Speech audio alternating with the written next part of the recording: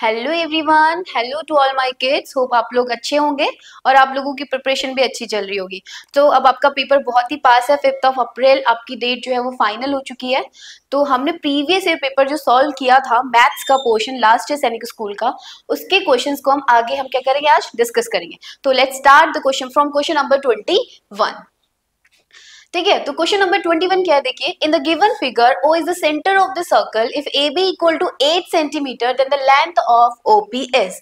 अब इस क्वेश्चन को आप देखो, यहाँ पर आपको गिवन है एक सर्कल। ठीक है, दिस इज योर सर्कल जिसका सेंटर है ओ। ठीक है, and A B is 8 centimetre. A B, what is A B? A B क्या है? एक कॉर्ड है, आप बोल सकते हो longest chord of the circle भी बोलते हैं डायमीटर को। A B is a diameter, और डायमीटर क्या होती है? The line which passes through the centre.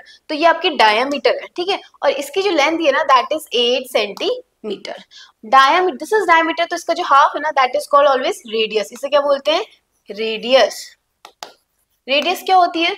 ऐसा पॉइंट सर्कल में जो सेंटर से उसको ज्वाइन करता है, दैट इज रेडियस। तो OP is radius, this is also radius. आप किसी को भी सेंटर से यहाँ से मिला लो सीधी लाइन को, तो हमेशा क्या होगा? वो आपका रेडियस होगा। हमको क्या निकालना है? ओपी निकालना है। तो ओपी इज द रेडियस। और रेडियस क्या होता है? रेडियस और डायमीटर में देयर इज अ रिलेशन, और वो रिलेशन क्या होता है? जो रेडियस होता है that is always equal to diameter upon 2, या आप बोल सकते हो diameter is always twice of radius. तो यहाँ पर आपको ए बी मतलब डायमीटर दिया 8 सेंटीमीटर, तो आपका ओपी कितना हो जाएगा? 8 upon 2, that is 4 centimetre. Option number B is the correct answer. Okay, now question number 22, match list 1 with list 2। आपको यहाँ पे क्या दिए? दो लिस्ट दिए हैं, फर्स्ट लिस्ट और सेकंड लिस्ट। आपको मैच करना है और ऑप्शंस में से आपको चूज करना है कि कौन सा ऑप्शन जो है वो करेक्ट करता है, इसको डिफाइन करता है। ठीक है, हम लिस्ट 1 की ऑप्शंस को देखते हैं वन बाय वन, और उसको देखते हैं कि किसके साथ मैच कर रहा है लिस्ट 2 में। And the first is half of a circle. Half of a circle, एक सर्कल का हाफ क्या होता है? ठीक है, अब यहाँ देखो, ये अगर सर्कल है, इसका अगर आप हाफ कर दो, सपोज यहाँ पे सेंटर है तो उसको हाफ करने लाइन यही होगी, तो इस वाले हिस्से को क्या बोलेंगे? सेमी सर्कल बोलेंगे। इस वाले को भी सेमी सर्कल बोलेंगे। पूरे सर्कल का आधा, इट मींस सेमी सर्कल। तो पहला वाला किससे मिल जाएगा? सेमी सर्कल से। ऑप्शन नंबर 3 से। आप ऐसा भी लिख सकते हो यहाँ पर, ए थर्ड वाले ऑप्शन से मिल जाएगा। ठीक है, B half of the longest chord of a circle. Longest chord of a circle is always its diameter. ठीक है, और डायमीटर का जो हाफ होता है दैट इज ऑलवेज रेडियस। तो सेकंड ऑप्शन किससे मिलेगा? आपका रेडियस। तो ये हो जाएगा ऑप्शन नंबर 4। तो बी किससे मिला? आपका फोर्थ पार्ट से। See the line segment which divides a circle in 2 equal parts. ऐसी लाइन सेगमेंट जो क्या करती है? सर्कल को 2 इक्वल पार्ट्स में डिवाइड करती है। सर्कल को 2 इक्वल पार्ट्स में डिवाइड करती है, और सर्कल को 2 इक्वल पार्ट्स में मतलब सेमी सर्कल्स, और सेमी सर्कल्स कौन बनाता है? एक डायमीटर। तो line segment which divide the circle in 2 equal parts, that is diameter. Option number 1। ठीक है, सी वाला जो मिलेगा वो फर्स्ट वाली ऑप्शन से मिलेगा। And the fourth is all diameters of a circle intersect. किसी सर्कल के सारे डायमीटर्स कहां पर इंटरसेक्ट करते हैं? ठीक है, तो अब देखो, अगर ये आपका सर्कल है, ये आपका सेंटर है, यहां से diameter, this is also diameter, this is also diameter, this is also diameter. तो ये सारे डायमीटर कहां पे आपके इंटरसेक्ट कर रहे हैं? सेंटर पे। तो फोर्थ वाली डी का जो ऑप्शन है वो किससे मैच करेगा? ऑप्शन नंबर 2 से। तो इस डी वाला क्या हो जाएगा? 2। अब आप देखो, A third, B first. First तो नहीं है। सेकंड देखिए, A third, B fourth, C first and D second. Yes, option number 2 is the correct answer of this question. Okay, now next question, question number 23।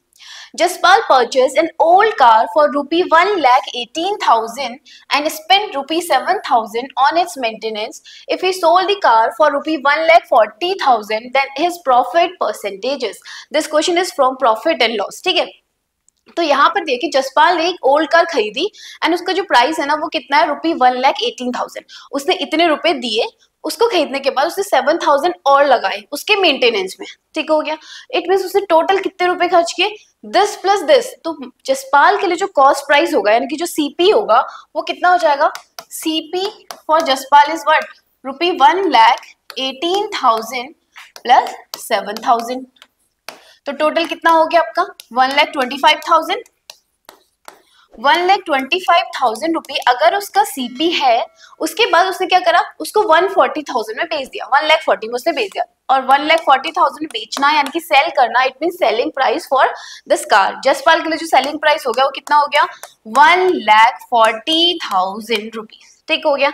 अब this is CP, this is SP. Profit percent मतलब जब उसने कम में सामान खरीदा, ज्यादा में बेच दिया तो उसको हो गया प्रॉफिट, कुछ रुपए उसको क्या हो गए, कुछ रुपए का उसको फायदा हो गया। तो कितने का फायदा हुआ, दिस माइनस दिस, तो प्रॉफिट कितना हो जाएगा आपका, profit equal to 1,40,000 minus 1,25,000, this is 25, ठीक है। तो कितना हो जाएगा आपका 15,000। तो 15,000 रुपए यानी कि 15,000 का उसको प्रॉफिट मिला। बट आपको क्या बताना है, इन परसेंट फॉर्म। तो यहां से प्रॉफिट के बाद हम क्या करेंगे, प्रॉफिट परसेंट निकालेंगे। प्रॉफिट परसेंट का फॉर्मूला होता है profit upon CP into 100। Profit and loss always we count on only CP. हमेशा किस पे काउंट होता है, सीपी पे होता है। यहाँ पे आप एसपी लिखेंगे तो आपका आंसर गलत हो जाएगा, ठीक है।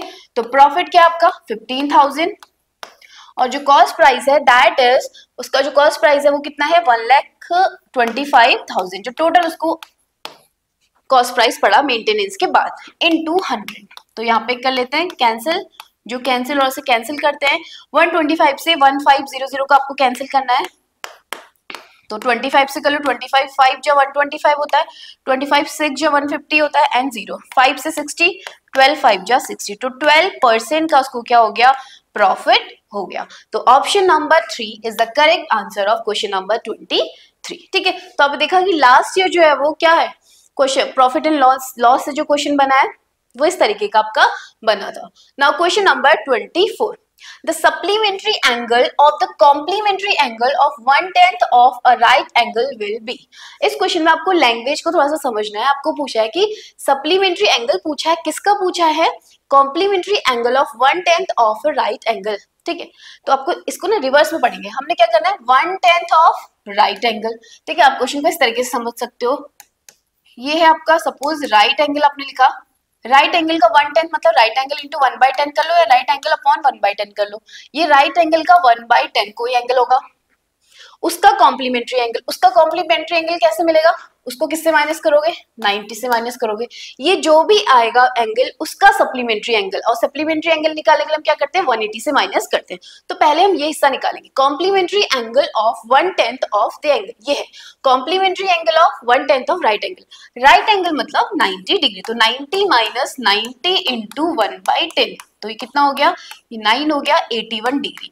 81 degree is what, complementary angle of 1/10 of right angle.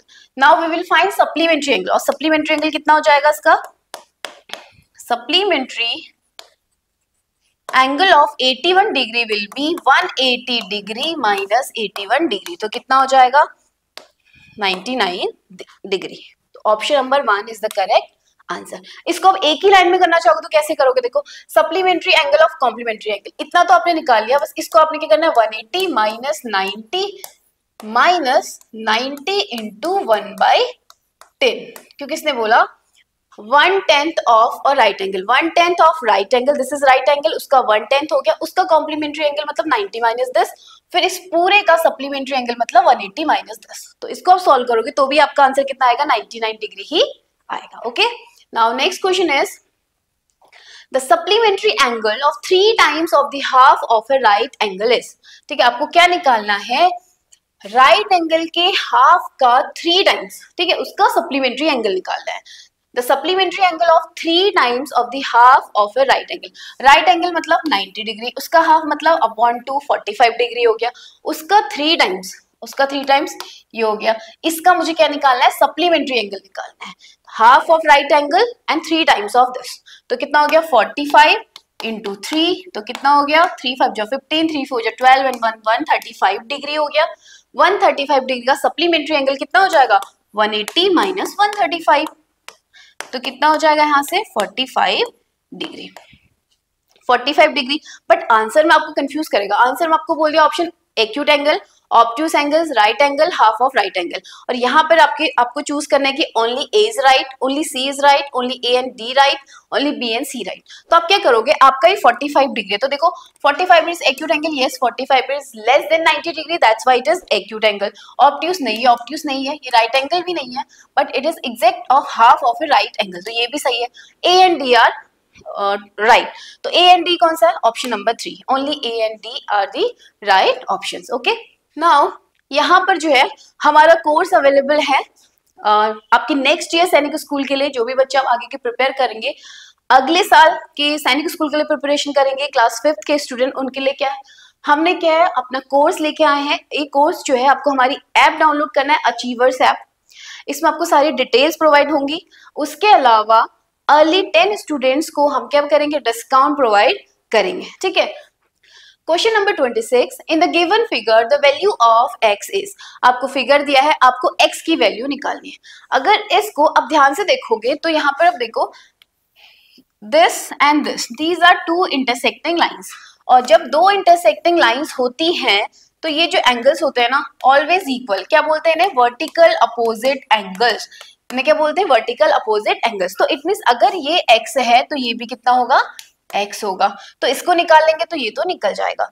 अब एक रूल तो ये लग गया कि x निकल गया। अब हमें x निकालना है। अब यहाँ पे इस लाइन को देखोगे तो अगर एक लाइन हो उसके इस तरीके से कितने भी पार्ट कर दो, बट इस लाइन का जो पूरा एंगल होता है ना that is always 180 degree, straight angle.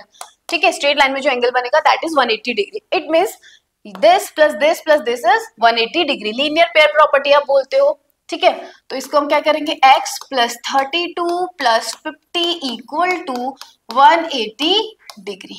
तो यहाँ पर x plus 282 equal to 180 degree. तो यहाँ से x निकल जाएगा 180 माइनस 82, तो 10 माइनस 2 इज 8, 17 माइनस 8 इज 9। तो option number 4 is the correct answer of this question. अगर ये वाला x 98 है तो ये भी क्या होगा, 98 डिग्री ही होगा, because both are equal. Next question is the sum of the greatest 4 digit number and the smallest 3 digit number is. ठीक है, नंबर सिस्टम से ये क्वेश्चन है, the sum of the greatest 4 digit number. अब greatest 4 digit number क्या होता है, जब भी आपको ग्रेटेस्ट नंबर निकालना होता है, 4 डिजिट नंबर है तो आपको क्या करना है, 4 टाइम्स 9 लिखना है। This is greatest 4 digit number, क्योंकि इसके जस्ट बाद वाला जो नंबर होगा that will be 5 digit number. तो ये जो है सबसे बड़ा 4 डिजिट का नंबर है। And the smallest 3 digit number is, smallest 3 digit number is what, 100, क्योंकि 100 से जस्ट पहले 99 होता है। Largest 2 digit number is 99। उसके जस्ट बाद जो 3 डिजिट नंबर स्टार्ट हुआ 100 से शुरू होगा, this is the smallest 3 digit number. हम इन दोनों का सम निकालना, तो इनको आप ऐड कर लो, 9 9 10 and 9 plus 1 is 10, 10099। Option number 3 is the correct answer. Number system से इस टाइप के क्वेश्चंस आपके बहुत ज्यादा बनने के चांसेस रहते हैं। ठीक है, ये पहला आपका जो बोल सकते हैं पहला टॉपिक है, नंबर सिस्टम बहुत ज्यादा इंपॉर्टेंट है, बहुत ज्यादा मार्क्स ये जो होता है स्कोर करता है। ठीक है, now question number 28, the difference between the greatest and the smallest 5 digit number formed using the digits 0 2 5 3 and 1। आपको 5 डिजिट्स दिए हैं और इन 5 डिजिट्स आपने क्या करनी है, एक तो ग्रेटेस्ट नंबर बनाना है, एक स्मॉलेस्ट नंबर बनाना है, उनका डिफरेंस निकालना है। ठीक है, अब जब आप ग्रेटेस्ट डिजिट निकालोगे, देखो आपके पास जो डिजिट्स है ना वो क्या है, 0 है, 2 है, 5 है, 3 है एंड 1 है। तो ग्रेटेस्ट 5 डिजिट नंबर क्या होगी, सबसे बड़ा लेंगे सबसे पहले, फिर उससे थोड़ा छोटा, फिर उससे छोटा, फिर उससे छोटा, फिर सबसे छोटा, मतलब हमने डिसेंडिंग ऑर्डर में इनको रख दिया। तो हमारे पास क्या बन गया, 53,210 is the greatest 5 digit number using these 5 digits. ठीक है, अब हमें स्मॉलेस्ट नंबर निकालना है। तो स्मॉलेस्ट नंबर के लिए हम 0 सबसे छोटा है, लेकिन 0 को सबसे पहले नहीं लिख सकते, बिकॉज अगर आप 0 के पहले लिखोगे 0 1 2 3 5, तो 0 तो आगे से इसका तो कोई वैल्यू नहीं है, तो 1 2 3 5 है, ये 4 डिजिट नंबर बन जाएगा। इसीलिए जब भी स्मॉलेस्ट नंबर निकालना होता है तो 0 से जस्ट बाद वाले नंबर को पहले लिखेंगे 1, उसके बाद हम सेकंड नंबर में 0 को लिखेंगे। नाउ 1 0 2 3 5, ये हमारा असेंडिंग ऑर्डर हो गया, बस 0 को यहाँ पे हमने फर्स्ट में नहीं लिखना है। अब इनका डिफरेंस निकालेंगे, तो इनका डिफरेंस निकाल लेते हैं। 5 10 माइनस 3 इज 7, और यहाँ पे कितना हो जाएगा, 11 minus 2 is 9, this is 2, 5 minus 1 is 4, 4 2 9 7 5। Option number 4 is the correct answer. बहुत ज्यादा टाइम आपको इन क्वेश्चंस में नहीं लेना है, क्योंकि ये क्वेश्चंस बनने के चांसेस होते ही है। ठीक है, तो फटाफट से इन्हें आपको करना है। ठीक है, तो यहाँ पे लिखने की जरूरत नहीं है पूरा कि greatest digit and smallest digit. ठीक है, आपको सीधे क्या करना है, बना के उनका डिफरेंस निकाल के वहां पे आंसर पे करेक्ट करना है।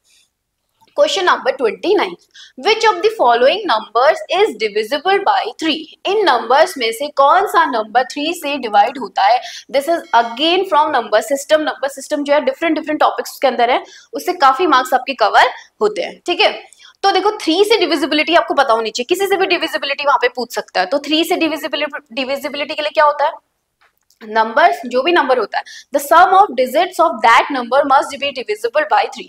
अगर किसी नंबर के सभी डिजिट्स का सम क्या होता है 3 से डिवाइड होता है, तो नंबर भी क्या होगा 3 से डिवाइड होगा। तो इसको बाय ऑप्शन हम लोग सॉल्व करेंगे, ठीक है। तो पहला ऑप्शन देखो, यहाँ पे जो डिजिट्स है उनको हम सम करेंगे। देखो 5 + 1 6, 6 + 8 कितना होता है 14, 14 + 9 कितना होता है आपको 23, 23 + 3 कितना होता है 26, 26 + 2 कितना होता है 28। 28 इज डिविजिबल बाय 3? नो, तो ये नंबर तो डिविजिबल नहीं है। Second, 1 + 1 is 2, 2 + 7 is 9, 9 + 3 is 12, 12 + 4 is 16 और 16 + 2 is 18। yes, 18 is divisible by 3, 3 6 18 होता है। Option number 2 is the correct answer. अब बाकी भी चेक करना है तो चेक कर सकते हो। 2 + 1 3, 3 + 3 6 + 4 10, 10 + 5 15, 15 + 4 is 19। This is not divisible by 3. Next is 3 + 3 6, 6 + 7 is 13, 13 + 6 is 19, 19 + 2 is 21, 21 + 5 is 26, which is not divisible by 3. That's why only option number 2 which is divisible by 3. Okay. Now question number 30. This is from simplification. Simplification से question आया है 144 divided by 9 into 2 + 6 - 4। देखो अभी सबसे पहले आपको क्या करना है, आपको यहाँ पे जो ऑपरेशन दिए हैं वो क्या दिए हैं, एक तो डिवीजन है, मल्टीप्लीकेशन है, ठीक है, एडिशन है, सब्ट्रैक्शन है। तो हम सबसे पहले क्या करेंगे, डिवीजन करेंगे, ठीक है। तो हमारे पास जो क्वेश्चन है वो क्या है 144 डिवाइडेड बाय 9 इंटू 2 + 6 - 4। तो सबसे पहले 144 डिवाइडेड बाय 9, तो 144 डिवाइडेड बाय 9 कितना होता है 9 × 1 = 9 और 9 × 6 = 54, 16 9 × 144 होता है वैसे भी, ठीक है, सीधे कर सकते हैं। अब हमने डिवीजन प्रोसेस कर लिया, 16 × 2 + 6 - 4। अब हम करेंगे मल्टीप्लीकेशन, तो 16 × 2 इज 32 + 6 - 4 और ये हमारा कितना हो जाएगा 38, 38 - 4 दैट इज 34। तो option number 3 is the correct answer of question number 30, ठीक है। Now question number 31। JS and Mohan started a business by investing 28,000 and 35,000 respectively. JS and Mohan ने एक बिजनेस को स्टार्ट किया, दोनों ने इन्वेस्ट किया। JS ने इन्वेस्ट किया 28,000 और मोहन ने इन्वेस्ट किया 35,000, ठीक है। At the end of the year Mohan receive 6,250 as his share in his the profit, ठीक है। अब at the end of the year के एंड में मोहन को अपना प्रॉफिट का कितना हिस्सा, पूरे प्रॉफिट का 6,250 रुपीज मिला है। The total profit in the business is, उस प्रॉफिट में टोटल आपका क्या करना है, कितना प्रॉफिट हुआ पूरे बिजनेस में आपको वो निकाला है। और आपको यहाँ पे जो दिया है सिर्फ और सिर्फ शेयर दिया है मोहन का। तो this is question from profit and loss नहीं, सॉरी, रेशियो एंड प्रोपोर्शन, ठीक है। इस क्वेश्चन को रेशियो प्रोपोर्शन से करेंगे। रेशियो से कैसे करेंगे, इस क्वेश्चन को देखते हैं। हमारे पास क्या है, दोनों के इन्वेस्टमेंट के अमाउंट है, इसका इन्वेस्टमेंट इतना है, मोहन का इन्वेस्टमेंट इतना है। अगर आप इन दोनों के इन्वेस्टमेंट का रेशियो निकाल लो, ठीक है, ये देखो 28,000 रेशियो निकालने के लिए आप ऐसे कर सकते हो, तो ये आपके कैंसिल हो जाएंगे। अगर अब देखो 28 एंड 35, 7 से दोनों कैंसिल हो जाते हैं, 7 4 = 28, 7 5 = 35। तो यहाँ पर आप JS और आपको J और M लिख लेते हैं। JS और मोहन के इन्वेस्टमेंट का जो रेशियो है, जो रुपी के इन्वेस्टमेंट का जो रेशियो है दैट इज 4:5, ठीक है। अब यहाँ पर हम क्या करते हैं, ये तो उसका रेशियो है, मतलब इनका पार्ट है। JS ने 4 पार्ट इन्वेस्ट किया, मोहन ने 5 पार्ट इन्वेस्ट किया। The total part of their investment, total part of investment कितना है 9 पार्ट, 4 + 5 आप लिख सकते हो दैट इज 9, ठीक है। इसको थोड़ा सा यहाँ पे सही करते हैं, 4 + 5।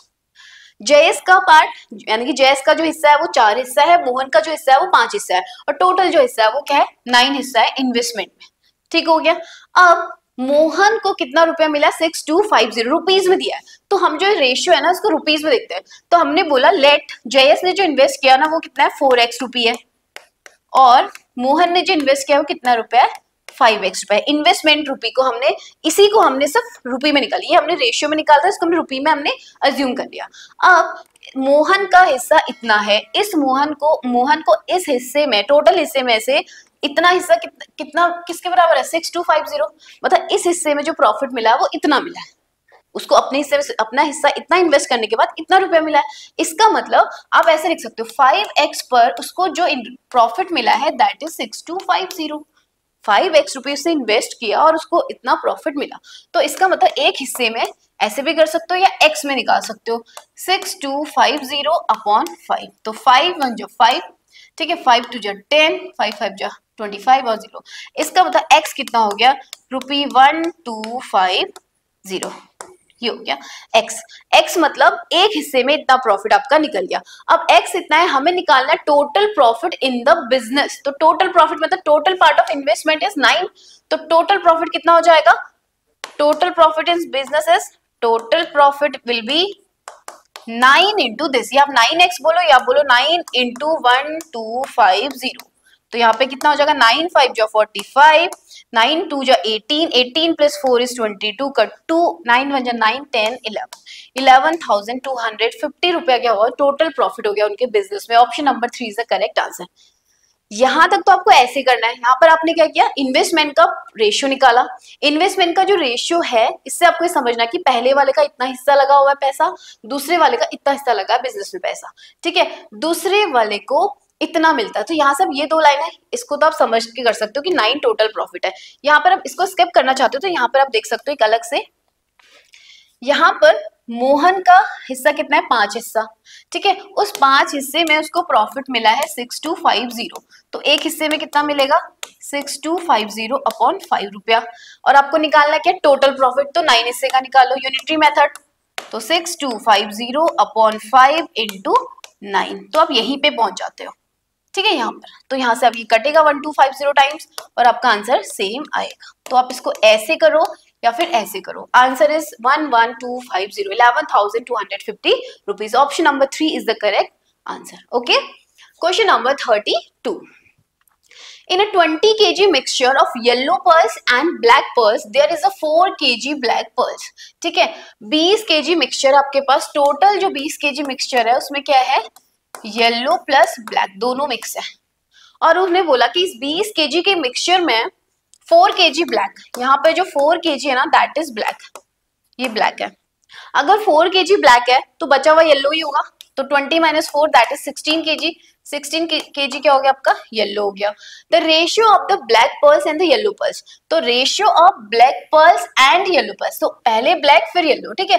तो यहाँ पर ब्लैक और येलो का रेशियो निकालो, ब्लैक इज 4 kg और इसका जो है वो क्या 16 है, तो 4 4 जा 16, 1:4 is the right answer. Option number 2 is the correct answer of question number 32। ठीक है, तो रेशियो के आपने दो तरह के क्वेश्चन यहाँ पर देखिए लास्ट ईयर के एग्जाम के।